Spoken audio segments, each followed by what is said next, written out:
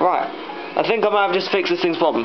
I'll tell you about that in a sec, but the thing I've just done last, this is the jet from that crappy engine, but the jets were good, so I took them out, I put them in here, and it didn't run brilliantly, but it ran about the same.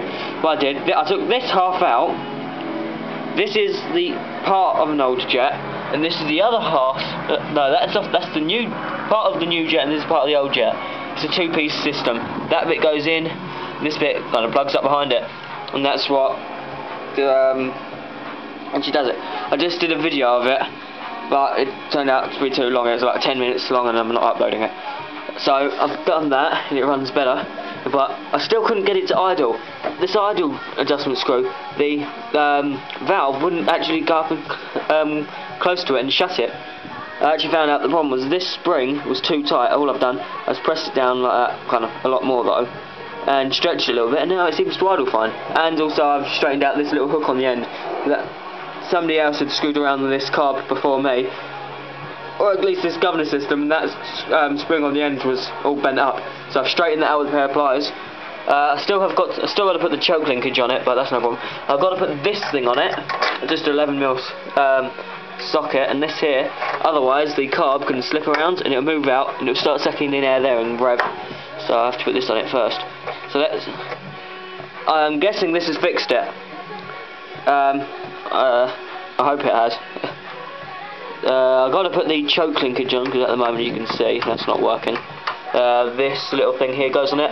I'm tempted to make a new one. This is all bent and buggered up. If not, I'll just grab my pliers and do that. I mean, to make a new one, this thing here will do fine. Just stick it up underneath there somehow, bend it around a little bit and it'll be fine. So, let's see. Turn it on. Like so.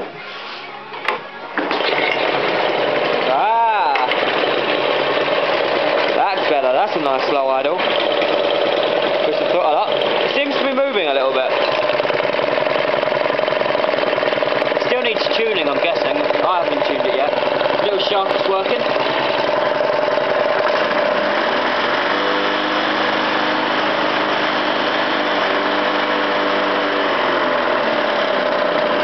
That'd be a good cutting speed. It's not going too fast. At least I don't think it is. So, shut it off.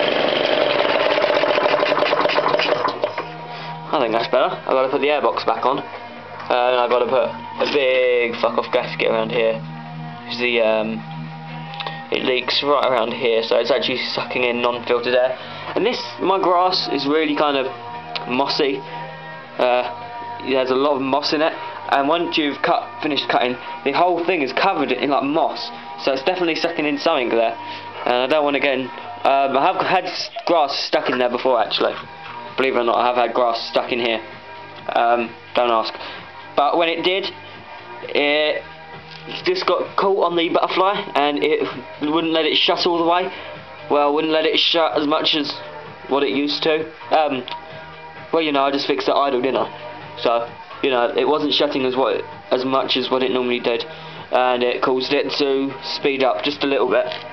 So I've got to put the airbox back on. This PCV is weird. It doesn't like go onto a little nipple or anything like what this does. It doesn't fit onto anything. This pushes into a hole in the block, which is just up here, just in front of the governor. You know, the spring flops around a little bit now, but it's no problem. It runs a lot better than what it did. And then this little screw I need to adjust. This here is so when you move the throttle up and it gets to here, it'll stop before it pushes this linkage too far forwards and bends the rods which goes to that, which is already bent anyway. So, oh, and this is here is actually a bicycle gear selector cable, because the cable that was in it was solid. It was actually just like a spoke. If you bent it, it would hold that form. Plus I cut it too short, so I couldn't use it. So I put this one in there, and you can bend this all down, and if it bends the cable outside,